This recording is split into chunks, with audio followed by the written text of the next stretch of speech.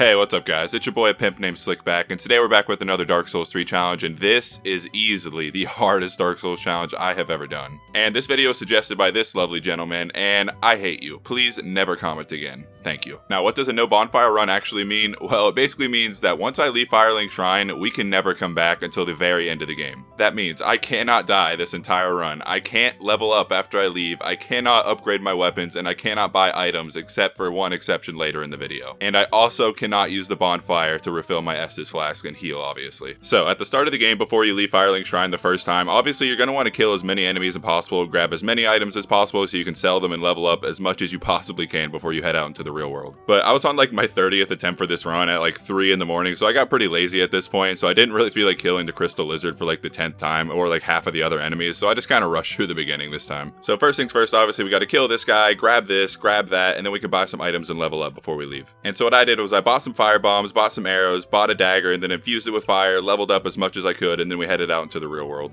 And the first thing I did was kill this guy, and he actually happened to drop a crossbow, which is kind of rare, and then I grabbed this longbow just in case I needed it for later in the run. Then we grabbed this lightning paper, grabbed some fire bombs, get hit and cry a little bit because I've done this like 1,000 times and I did not feel like we're starting again, grab this broadsword and use our spooky spell to drop down here. And once we're here, we run over to the next boss, and the best way I found to beat him without taking damage is in the first phase, just get completely under him and do your best attempt to circumcise him as much as you can. And once you're in the second phase, that's when you use that lightning paper we grabbed earlier and you just run up to him, start whooping that ass after he does a few dash attacks at you, and then hopefully he'll do his freeze attack, and then you can just pretty much finish him off right there. And the next thing we got to do is run over to here where these dogs are, just drop down and just absolutely clobber their shit and take these skulls that they have. Then we grab this fire paper, fall right here without using our spook because I'm a dumb bitch, and then we get to this next part where I actually do remember to use my spook. Then we head on over to this spicy boy, let the knight do most of the damage so you don't have to risk it, and then once you do, you'll get an item that restores your HP. Then we grab these skulls to use on these dogs and your mom, and then we drop down here to grab some more rings, and then we head out to the next part. And in the next part, we gotta kill this iced out boy to get his icy sword. Dog, I got my taster right here. You ready for this?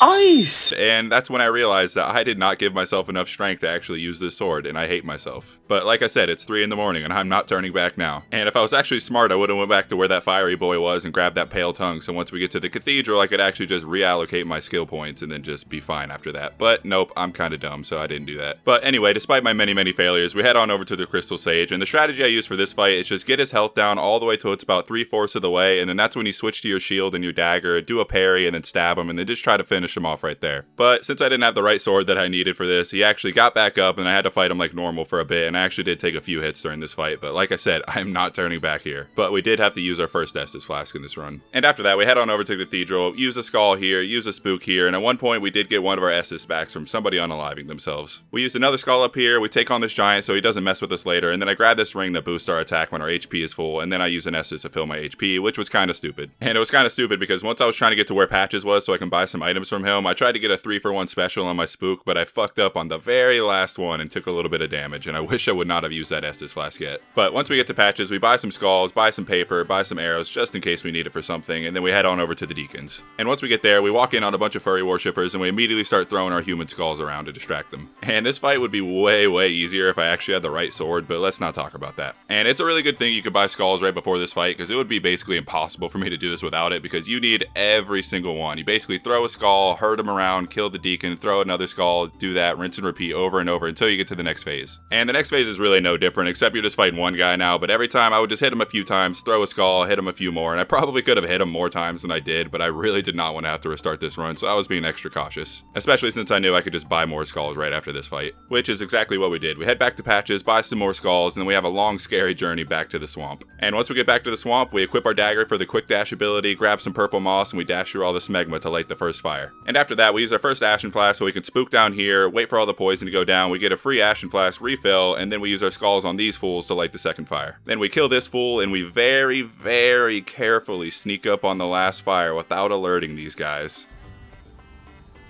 Surprise, motherfucker. And then we run for our lives hoping he gets Alzheimer's and forgets what he just saw, which he does. And then we haul ass through the rest of the swamp and make it to the Abyss Watcher fight. And for this fight, I decided to use the dagger the entire time because the backstabs do so much damage in both phases, and you'd think they'd be like immune to fire damage, but nah. And for the first phase, I was letting the Red Eye Abyss Watcher do most of the work if I could. I would get in a hit in or two or a sneaky backstab if I could, but for the most part, I would just let him do the work so I didn't have to risk dying. And during the first phase, I was actually able to get a free Estus refill from those Dark Knights out there killing a bunch of enemies for me, so that was pretty nice. And for the second phase of the fight, I just do what I always do, just wait for him to do his little spinning ballerina attack, and then once he's about done with that, roll in at the very end, get the backstab, do a ton of damage, and just rinse and repeat that like 4 or 5 times until the fight's over. And after that, we head to the spooky skeleton area, and I actually forgot to start my recording back up, so I did miss the first few minutes, but all I did was use spook a couple times to drop down really fast to avoid everything, grab this ring that lets you have more invincibility frames when you roll because I am a huge pussy, and then we make it to the next boss. And this fight is obviously pretty easy no matter what run you're doing, but I did have my skulls at the ready just in case it took longer than I thought and he summoned his skeleton so I can get them off my back, but other than that, you just fight him like regular, just keep smacking those bracelets and it's over before you know it. After that, we get to the valley, I take out Scooby-Doo when he doesn't get his Scooby snacks, and we haul ass past all these jabronis. I try to sneak past this guy and almost get impaled, but my Ultra Instinct kicked in at the very right moment, and surprisingly he didn't try to follow me. Then we throw a couple skulls to get past all these dogs and wizards, and then we make it to Pontiff. And surprisingly, for one of the bosses that used to be one of the hardest bosses for me to get past, he was actually really easy, because once you know how to parry both phases, that's all you have to do. In the first phase, just keep your distance, just keep waiting for him to do that jump attack, and just keep getting the backstab on him. And during the first phase, I also tried to use my fire bombs to weaken him enough so I only had to parry him once or twice in the second phase, but I was just a little bit short. But like I said, it's still not too hard anyway. His clone always jumps at you, does this slashing attack, and that's when you roll forward, wait like 0.2 seconds, and then throw your parry out, and you'll get it pretty much every time. And after that, we can head over to Aldrich now, and it's pretty much just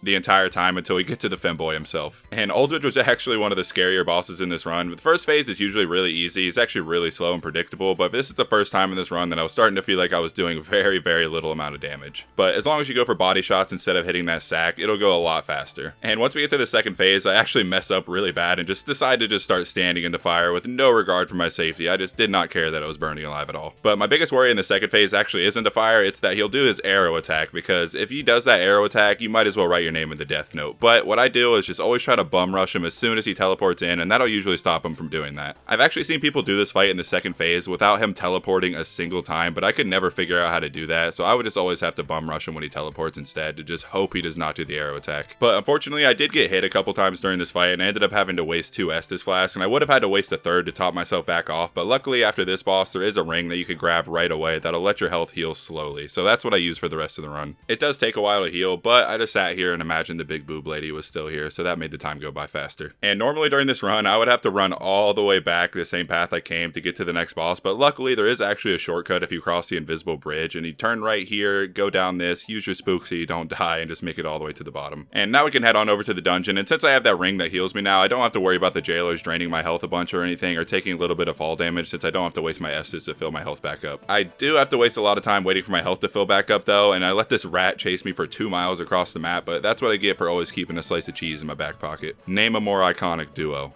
I'll wait. Then we use our spook over here, almost take a fireball to the face, run past these dudes while they mean mug the shit out of me, but it's cool, I know they're just jealous. Then we get to the Yhorm fight, and yeah, it's about as easy as you'd expect. Since you get to use the Storm Ruler, this run doesn't really affect anything here except that I have a very little amount of health, but I knew I wouldn't get hit since I can actually roll now, because in my non-rolling run, I actually did accidentally roll during this fight, but I didn't notice, so I'm sorry about that. But this fight leads us to a much more difficult fight. And luckily the game teleports you to the next fight, because without bonfires, it would actually be physically impossible to make it back here without the game teleporting you, or without using bonfires. And once again, before this fight, I forgot to start my recording back up, because every time before a difficult boss fight, I'll watch some no-hit videos and stuff so I can make sure I can do this right without getting hit. And I stopped the recording so I don't have a bunch of empty footage, because it would make editing the video really annoying having to scrub through all that. But I went back, made a new character, and luckily the dancer is a fight you could do at the very beginning of the game, so that's the footage you're seeing right now. And the dancer is probably one of the most difficult fights for me to do. The first phase isn't too bad. If you just stick to his right leg the entire time, he only does a few different moves, and they're all pretty easy to avoid once you learn how to do them. And during the fight, I would also enchant my sword with dark magic, because it'll let you do a little bit more damage and it'll make the fight go a little bit faster, which is really nice. Normally I wait for him to do an attack first and then dodge it, get in a hit or two, and then just keep circling around him and wait for the next attack. But that's not the hard part. The hard part of the fight is the second phase, and you could be a Chad and do that exact same strategy for the second phase, just sticking next to his leg and just keep doing that, but he has a bunch of different moves that you have to learn now, and that makes it a lot harder for me. But since I am not a Chad and I am in fact a soy boy beta cuck, I would just keep my distance distance, wait for him to do some jumping attacks or a couple different ones or the spinning attack, and just roll in at the last second and get in a hit or two and then run away. And that strategy I'm doing makes the fight take way longer than it should, but it's the only thing I could do to make sure I stayed safe during the fight. Like I said, he has a few different moves where he'll jump at you, and usually you could roll through it. Sometimes he'll do a follow-up attack, and you got to anticipate that and roll through that and get a hit in or two. And he also has this attack where he'll try to poke you with both his swords, one after another, and you just roll to the side for each one, roll in, hit him once or twice, and then run away. But my favorite move that he did is when he stabs his swords into the ground and makes a bunch of dark magic surrounding him, because that's the easiest to see coming and easiest to avoid, and also the easiest to punish, because you can roll in right after that second explosion and just smack the shit out of him and run away. But now that that's taken care of, we can head to the castle, roll past all these chumps, use this dude's dead body to jump down the bridge to avoid these dragons, and we sprint to the next boss. And the Dragonslayer armor is actually one of the easier fights to do. He's very predictable and slow, and most of his attacks are pretty easy to dodge through. And also, right before this fight, I had a big brain blast moment, and I remembered that if you two-hand a sword, it'll give you 1.5 times strength, so I actually could have been using my ice sword this entire time. And luckily I did, because this sword absolutely kicks the Dragonslayer armor's ass, because every time you get 2 or 3 hits in, it'll do a big chunk of damage. For the entire fight, the first and second phase, I would basically only attack him during this one attack he does, where he'll swipe left, swipe right, and then he'll do a big overhead slam attack, and once he's doing that, it's super easy just to walk right behind him and hit him a couple times and then run away. And like I said, in the second phase, it's the exact same strategy, except now he has a bunch of different moves to avoid, but if you stay close to him, he'll do very little amount of them, and he'll most likely just keep swiping at you. And the hardest part is just to avoid all this magic stuff and lasers flying at you from the sides, but if you're smart, you'll be able to avoid them pretty easily. But the last 2 fights of this run are not easy. First thing we gotta do, run into the castle, dodge a bunch of dudes, grab these chunky boys, use a couple skulls on these buffoons, and these buffoons, and then we're on to the Twin Princes fight. And just in case I got hit during the Twin Princes fight, I decided to put some armor on, and I had no idea if it would actually let me survive a hit or not, but it made me feel a little bit better. And for the first phase of the fight, I would try to stick behind him, but sometimes if you couldn't, it's still really easy just to stand right in front of him, wait for him to do an attack, roll to his side, hit him, and then wait for him to do another attack, roll to his side, hit him, rinse and repeat that over and over. The hardest part is anticipating which teleporting attack he's about to do, because sometimes it's delayed if he's going to do a slamming attack, or sometimes he'll just teleport away and just do that light magic beam attack, but that's actually my favorite thing that he does, because it's really easy to avoid and get a lot of hits in on him. And near the end of the fight, I lead him over here for you know what, because if you kill him in this spot during the second phase, he will not actually be aware that you're there, and you can just whip out that bow that I got way back at the beginning of the game and just unload all those arrows you bought directly into his spine to make for sure